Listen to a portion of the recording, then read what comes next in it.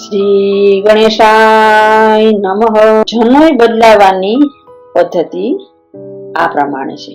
સદા ભવાની સહાય કરો ને ગૌરી પુત્ર ગણેશ, પંચદેવ મળી રક્ષા કરો, ગુરુ બ્રહ્મા વિષ્ણુ મહેશ.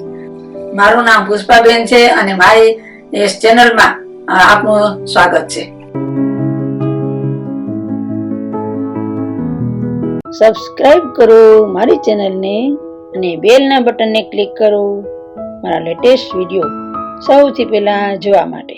હવે જનોય બદલામાં કઈ કઈ આઈટમ જોઈએ એ હું તમને જણાવીશ. સૌ પ્રથમ જનોય લેવાની, હળદર, કંકુ, ચોખા, સાકર, ખાંડ કે પેડા જે હોય તે,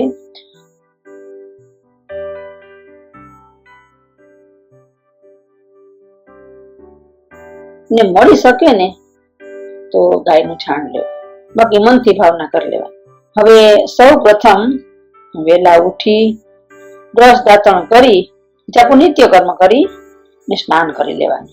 ત્યારબાદ ગાયનું છાણ હોય એને હાથ ને પગ ને બાવડે ને સ્પર્શ કરી લેવાનું. જનોયને હળદરવાળી કરી લેવાની. જનોય બદલાવાના દિવસે 2 વાર સ્નાન કરવું.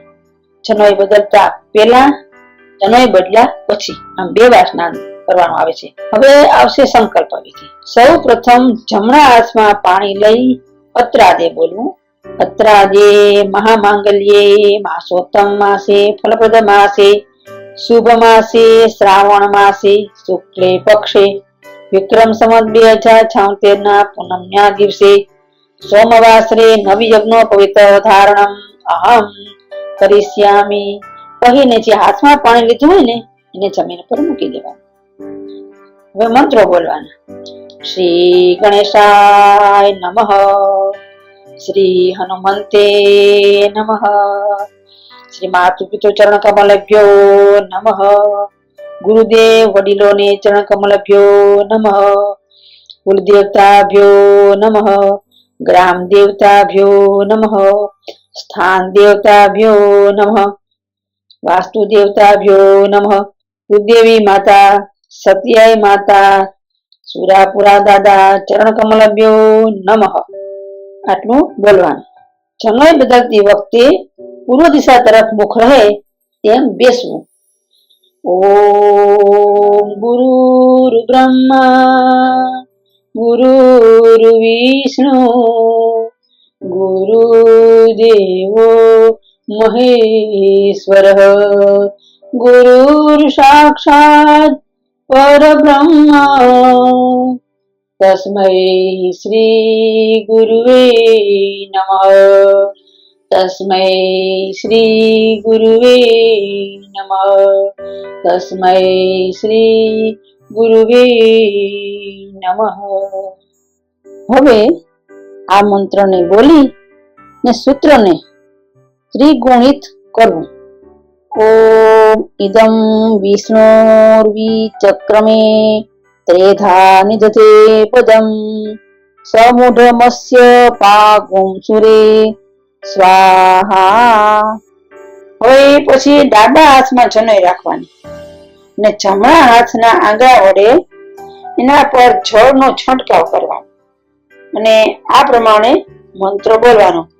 ઓમ અપવિત્ર પવિત્રો વા સર્વાવસ્થામ ગતોપી વા યસ્મરેત પુંડરીકાક્ષમ સ બાહ્યાભ્યંતર શુચિઃ.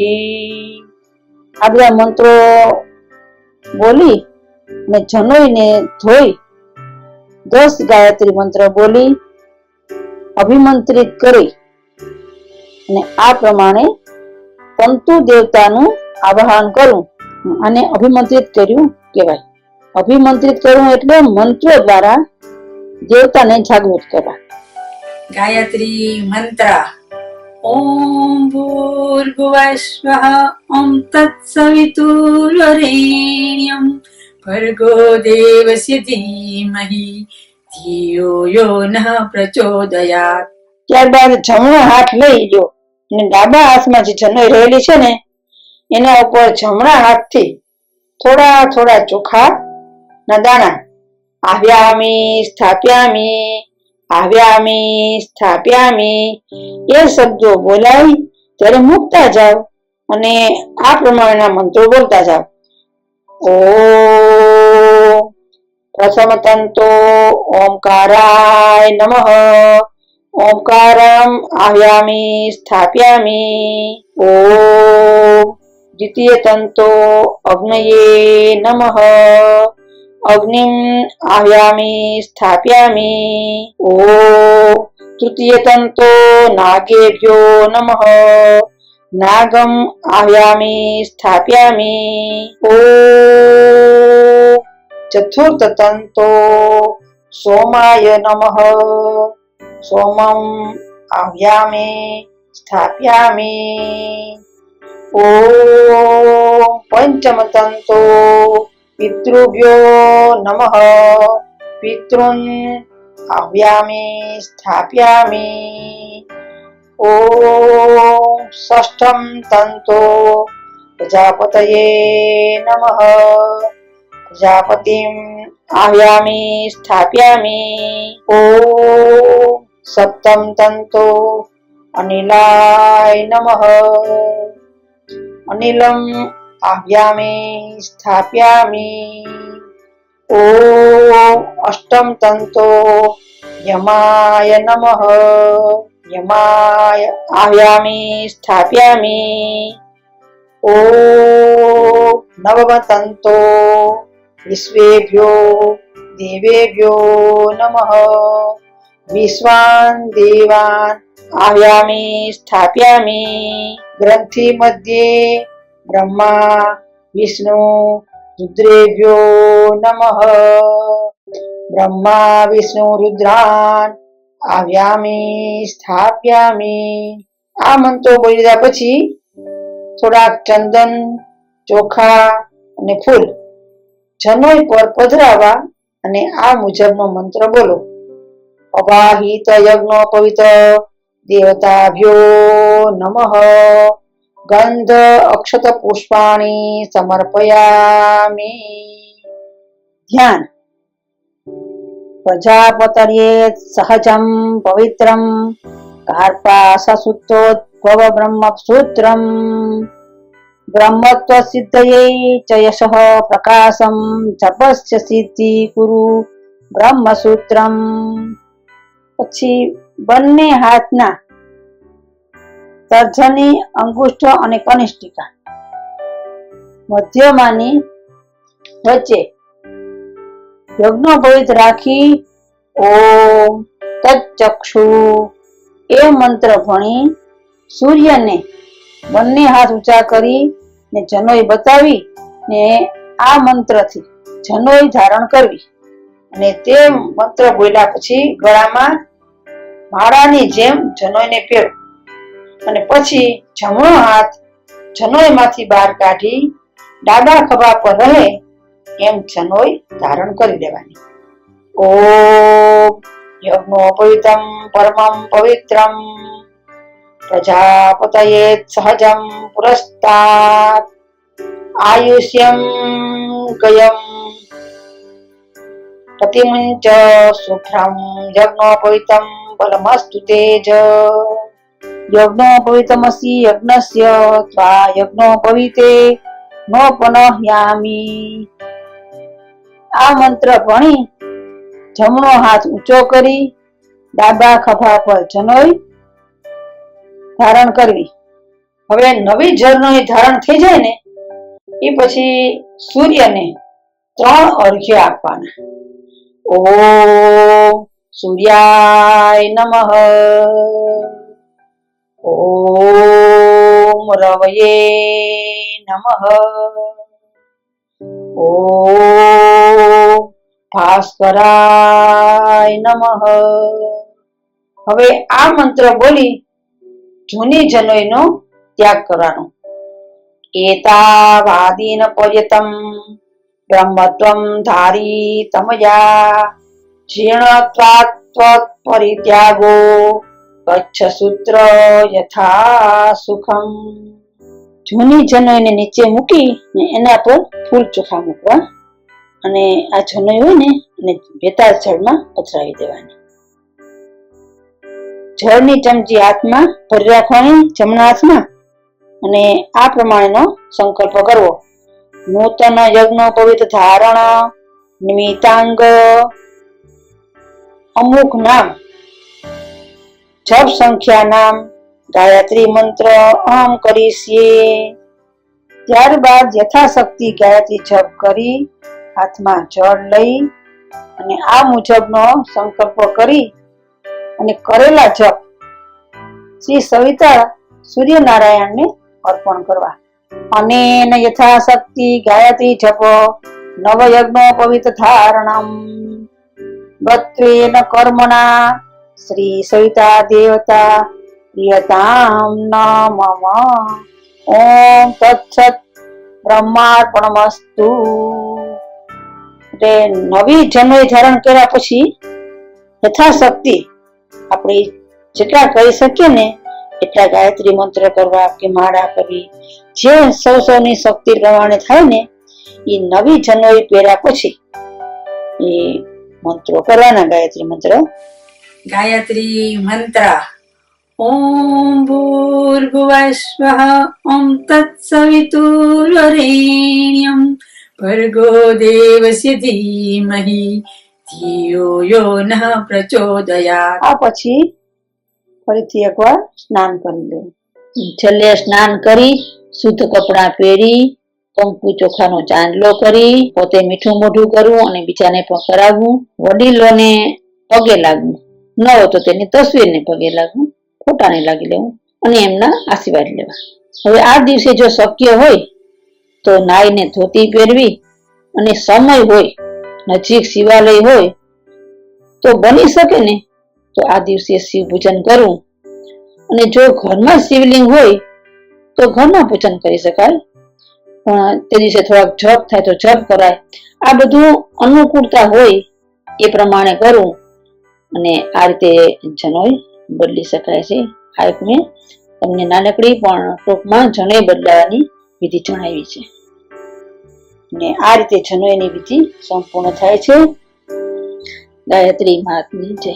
આજે આપણે જનોઈ વિશે વાત કરશું. ભારત આધ્યાત્મિકતાનો દેશ છે, ખેતી પ્રધાન દેશ છે. તહેવારો, વ્રત, તેના પૂજન વિધિ વગેરેને ખૂબ જ મહત્વ આપવામાં આવે છે.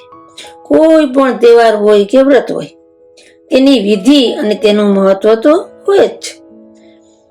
તો આજે આપણે જનોઈ વિશે જાણશું. પવિત્ર શ્રાવણ માસ ચાલી રહ્યો છે, ઉત્સવોની વણઝાર ચાલુ જ છે. ઉત્સવો માણસમાં ઉત્સાહ આપે છે.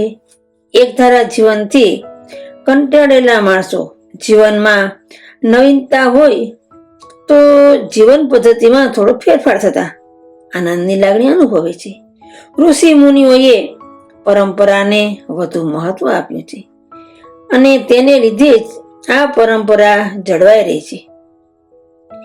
બ્રાહ્મણને દ્વિજ કહેવામાં આવે છે, પક્ષીને પણ દ્વિજ કહે છે, કેમ કે દ્વિ એટલે બીજો, જ એટલે જન્મ. બીજો જન્મ એટલે દ્વિજ. ઈંડામાંથી બચ્ચું જન્મે તે દ્વિજ કહેવાય છે અને મનુષ્યમાંથી સંસ્કારિત થઈને પાત્રતા મેળવે તેને પણ દ્વિજ કહેવામાં આવે છે. બ્રાહ્મણને જનોઈ આપવામાં આવે તે પછી જ તેને દ્વિજ કહેવામાં આવે છે. તો આજે આપણે જનોઈ વિશે વિસ્તારથી જાણશું. આ પવિત્ર માસમાં બ્રાહ્મણોનો મહત્વનો દિવસ બળેવ કે જેને આપણે રક્ષાબંધન તરીકે ઓળખીએ છીએ. સાચા અર્થમાં બીજો જન્મ એટલે કે દ્વિજ બને છે. તે દિવસે એટલે કે જનોઈ બદલાવાના દિવસે પણ શ્રાવણ સુદ પૂનમને દિવસ જ આવે છે. આ દિવસને નાળિયેરી પૂનમ પણ કહેવામાં આવે છે. આ દિવસે ખલાસીઓ પોતાના વાણ લઈને દરિયામાં જાય છે અને દરિયાની પૂજા કરે છે. તેઓ ચુંદડીને નાળિયેર દરિયામાં પધરાવે છે. આમ આ તહેવાર ઘણી બધી રીતે મહત્વનો દિવસ છે. જનોઈ શું છે અને તેનું શું મહત્વ છે અને ભારતીય પરંપરાનું રહસ્ય શું છે તે આપણે જાણશું. જનોઈ શું? આપણે બધાને લોકોને જોઈએ છીએ કે બ્રાહ્મણોના ખભાની ડાબી બાજુની તરફ એક કાચો દોરો વીંટેલો રહે છે. આ દોરાને જનોઈ કહે છે. જનોઈ 3 દોરાવાળું એક સૂત્ર હોય છે. જનોઈને સંસ્કૃત ભાષામાં યજ્ઞોપવિત કહેવાય છે. આ સૂતરમાંથી બનેલો પવિત્ર દોરો હોય છે, જેને વ્યક્તિ ડાબી બાજુના ખભાની ઉપર અને જમણી બાજુની નીચે પહેરે છે. એટલે તે ગળામાં એવી રીતે નાખવામાં આવે છે કે તે ડાબા ખંભાની ઉપર રહે. 3 સૂત્રો શા માટે? જનોઈમાં ખાસ કરીને 3 દોરા હોય છે. આ 3 સૂત્રો દેવ ઋણ, પિતૃ ઋણ અને ઋષિ ઋણનું પ્રતીક હોય છે. અને આ સત્વ, રજ અને તમક એનું પ્રતીક છે. આ ગાયત્રી મંત્રના 3 ચરણોનું પ્રતીક છે. આ 3 આશ્રમોનું પણ પ્રતીક છે. સંન્યાસ આશ્રમમાં યજ્ઞોપવિતને ઉતારી દેવામાં આવે છે. એટલે કે સંન્યાસ આશ્રમ હોય ને એમાં જનોઈ પહેરાવવામાં આવતી નથી. 3 સૂત્રો શા માટે? તો કે જનોઈમાં ખાસ કરીને 3 દોરા હોય છે. આ 3 દોરા દેવ ઋણ, પિતૃ ઋણ અને ઋષિ ગુણનું પ્રતીક છે અને સત્વ, રજ અને તમનું પ્રતીક છે. આ ગાયત્રી મંત્રના 3 ચરણોનું પ્રતીક છે. આ 3 આશ્રમોનું પ્રતીક છે. સંન્યાસ આશ્રમમાં યજ્ઞોપવિતને ઉતારી દેવામાં આવે છે. હવે 9 તાર. યજ્ઞોપવિતના એક તારમાં 3 તાર હોય છે. આ રીતે કુલ તારોની સંખ્યા 9 હોય છે. 1 મુખ, 2 નાસિકા, 2 આંખ, 2 કાન, મળ અને મૂત્રના 2 દ્વાર મળી ને કુલ 9 હોય છે. 5 ગાંઠ હોય છે. યજ્ઞોપવિતમાં 5 ગાંઠ લગાવવામાં આવે છે, જે બ્રહ્મ, ધર્મ, અર્થ, કામ અને મોક્ષ એનું પ્રતીક છે. આ 5 યજ્ઞ 5 જ્ઞાનેન્દ્રિય અને 5 કર્મેન્દ્રિયોનું પણ પ્રતીક છે. વૈદિક ધર્મમાં દરેક આર્યનું કર્તવ્ય છે જનોઈ પહેરવી અને તેના નિયમોનું પાલન કરવું. દરેક આર્ય એટલે કે દરેક હિન્દુ લોકો જનોઈ પહેરી શકે છે. ધ્યાન એ રાખવાનું હોય છે કે તેના નિયમોનું પૂરેપૂરું પાલન કરવું. બ્રાહ્મણ જ નહીં, સમાજનું દરેક વર્ગ જનોઈ ધારણ કરી શકે છે. જનોઈ ધારણ કર્યા પછી જ દ્વિજ બાળકને યજ્ઞ અને સ્વાધ્યાય કરવાનો અધિકાર પ્રાપ્ત થાય છે. દ્વિજનો અર્થ થાય છે બીજો જન્મ. કન્યાઓને પણ જનોઈ ધારણ કરવાનો અધિકાર છે. ગુરુકુલોમાં પણ દીકરીઓને જનોઈ પહેરાવવામાં આવે છે. જનોઈની લંબાઈ કેટલી હોવી જોઈએ તેના વિશે જાણશું. યજ્ઞોપવિતની લંબાઈ 96 અંગુલ હોય છે. તેનો મતલબ એ કે જનોઈ ધારણ કરનારને 64 કળાઓ અને 32 વિદ્યાઓ શીખવાનો પ્રયાસ કરવો જોઈએ. 4 વેદ, 4 ઉપવેદ, 6 અંગ, 6 દર્શન, 3 સૂત્ર ગ્રંથ, 9 અરણ્યક એ મળી ને કુલ 32 વિદ્યાઓ થાય છે. 64 કલાઓમાં જેમ વાસ્તુ નિર્માણ, વ્યંજન કલા, ચિત્રકામ, સાહિત્ય, કલા, હસ્તકલા, ભાષા, યંત્ર નિર્માણ, સિલાઈ, કઢાઈ, વણાટ, હસ્તકલા, જ્વેલરી બનાવટ, કૃષિ જ્ઞાન વગેરે. જનોઈના પણ અમુક નિયમો આપેલા છે. યજ્ઞોપવિતને મળ મૂત્ર વિસર્જન પહેલા જમણા કાન ઉપર ચડાવી લેવી જોઈએ અને હાથ સ્વચ્છ કરીને જ ઉતારવી જોઈએ. તેનો મુખ્ય ભાવ એ છે કે યજ્ઞોપવિત કમરથી ઊંચો થઈ જાય અને અશુદ્ધ ન થાય. પોતાના વ્રતશીલતાના સંકલ્પનું ધ્યાન એ બહાને વારંવાર કરવામાં આવે છે. બીજું, યજ્ઞોપવીતના કોઈ તાર તૂટી જાય કે 6 મહિનાથી વધુ સમય થઈ જાય તો બદલી લેવી જોઈએ. તૂટેલી યજ્ઞોપવીત શરીર ઉપર નથી રાખવામાં આવતી. દોરા કાચા અને ગંદા થવા લાગે તો પહેલા જ બદલી દેવી યોગ્ય છે. ત્રીજું, જન્મ મૃત્યુના સૂતક પછી તે બદલાવાની પરંપરા છે. સ્ત્રીઓને દર મહિને માસિક ધર્મ પછી જનોઈ બદલી દેવી જોઈએ.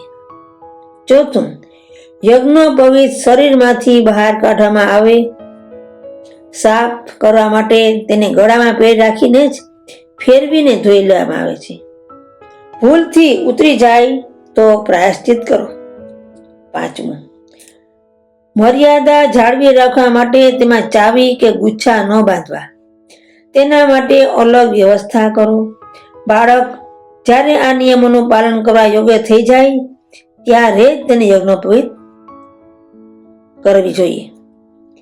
ચિકિત્સા વિજ્ઞાન મુજબ ડાબા કાનની નસો અંડકોષ અને ગુપ્ત ઇન્દ્રિયો સાથે જોડાયેલી હોય છે. મૂત્ર વિસર્જનના સમયે ડાબા કાન પર જનોઈ લપેટીને શુક્રાણુનું રક્ષણ થાય છે. વૈજ્ઞાનિકો અનુસાર વારંવાર ખરાબ સપના આવવાની સ્થિતિમાં જનોઈ ધારણ કરવાથી આ સમસ્યામાંથી મુક્તિ મળી જાય છે. કાનમાં જનોઈ લપેટવાથી માણસમાં સૂર્ય નાડી જાગૃત થઈ જાય છે. કાન ઉપર જનોઈ લપેટવાથી પેટ સંબંધી બીમારી અને લોહીના દબાણની સમસ્યાથી પણ બચાવ થાય છે. માનવામાં આવે છે શરીરના પૃષ્ઠભાગમાં પીઠ ઉપર જતી એક રેખા કુદરતી રેખા છે જે વિદ્યુત પ્રવાહ જેવું કામ કરે છે. તે રેખા જમણા ખંભાથી લઈ અને કમર સુધી આવેલી છે. જનોઈ ધારણ કરવાથી વિદ્યુત પ્રવાહ નિયંત્રિત રહે છે, જેથી કામ ક્રોધ ઉપર નિયંત્રણ રાખવામાં સરળતા રહે છે. જનોઈથી પવિત્રતાનો અહેસાસ થાય છે. તે મનને ખરાબ કામથી બચાવે છે. ખંભા ઉપર જનોઈ છે તેના માત્ર અહેસાસ થવાથી જ માણસ ભ્રષ્ટાચારથી દૂર રહેવા લાગે છે. હવે આપણે જનોઈ શા માટે ધારણ કરવી જોઈએ એનું મહત્વ આપણે જાણશું અને તેનું વૈજ્ઞાનિક કારણ જાણશું. હિન્દુ ધર્મમાં 16 સંસ્કારોનું ખૂબ જ મહત્વ માનવામાં આવે છે. તેમાંથી એક છે યજ્ઞોપવીત સંસ્કાર.